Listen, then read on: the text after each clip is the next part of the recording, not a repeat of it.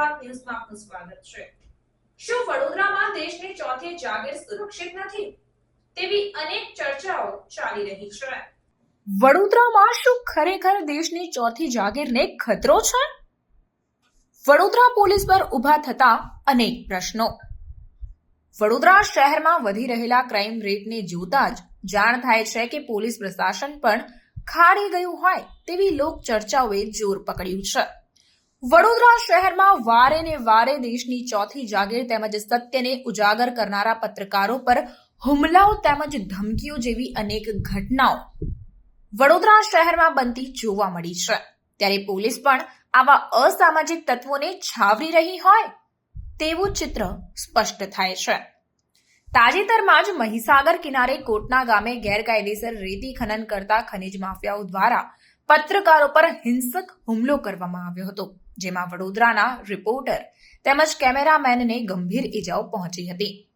તેવી જ એક ઘટના માંજલપુર પાસે આવેલા વડસર ગામમાં પણ બની હતી, જેમાં પણ બુટલેગરો દ્વારા પત્રકારોને ઘેરીને ઢોર માર મારવામાં આવ્યો હતો।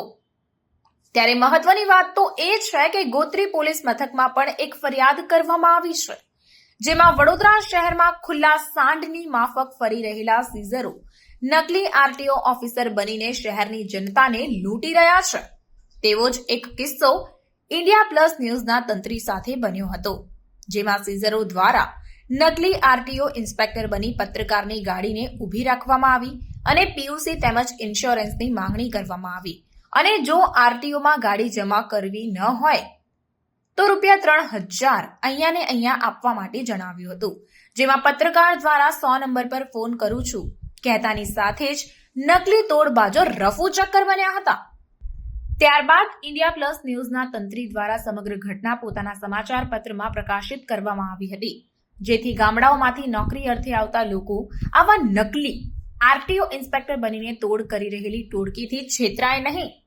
ત્યારે સીઝરો દ્વારા પોતાના ગ્રુપમાં ઓડિયો રેકોર્ડિંગ વાયરલ કરવામાં આવ્યા હતા, જેમાં પત્રકારોને અપશબ્દનો પ્રયોગ કરીને બદનામ કરવામાં આવ્યા હતા, જે અંગેની અરજી ગોત્રી પોલીસ મથકમાં તારીખ 5 જૂન 2024ના રોજ કરવામાં આવી હતી, પરંતુ 13 દિવસ થયા હોવા છતાં પણ પોલીસ દ્વારા કોઈ પણ પ્રકારની કાર્યવાહી કરવામાં આવી નથી। તો શું આ ગોત્રી પોલીસ માથાભારે સીઝરને કેમ છાવરી રહી છે?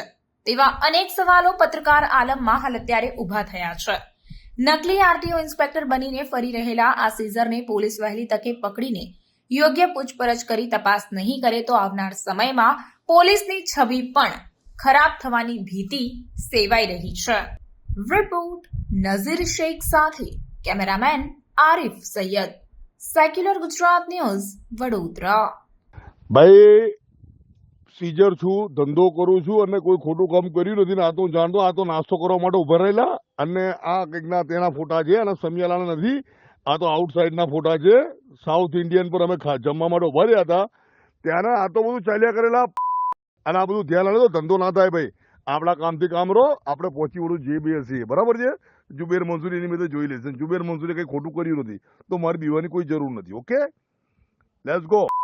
આવા બરોડાના પ્રેસ રિપોર્ટરો ને બધા બહુ બધા બિચારા જે ગરીબ સીઝરો બિચારા કેવા રોજ લઈને રોજ ખાવાના સીઝરોની બધાની પાછળ લાગી ગયા છે, પણ એ લોકો જાણતા નથી કે અમે લીગલ કામ કરીએ, અમે ક્યાં ખોટું કરીએ ભાઈ।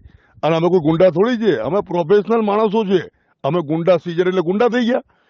સીઝર એટલે પ્રોફેશનલ ઓફિસર કહેવાય, માણસ કહેવાય। અમે એમને થોડી કઈ ફરીએ છીએ, ગાડીઓ પકડીએ છીએ, એમને પકડી લીધી હશે અને ખોટું કઈ કર્યું છે?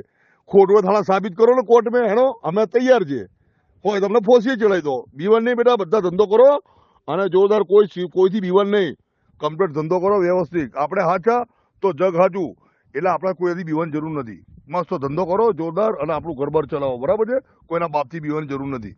એવા આવે પ્રેસ રિપોર્ટરો જેવા 500 ના ગ્રાહક હોય, હા બીવન નહીં, ધંધો કરો ભાઈ। આ સીઝિંગ નો ધંધો છે, આ ધંધો નહીં કર્યો તો એમને થોડી ધંધો કોઈ ગાડીઓ ઘેર ખોલી તો આપણને કોઈ હલવા વાળું ભાઈ? આ તો ધંધો છે ને, કોઈ સબૂત થોડી છે એમની પાસે ફોટા પડી બિલ બધા આપણા તો ધંધા છે।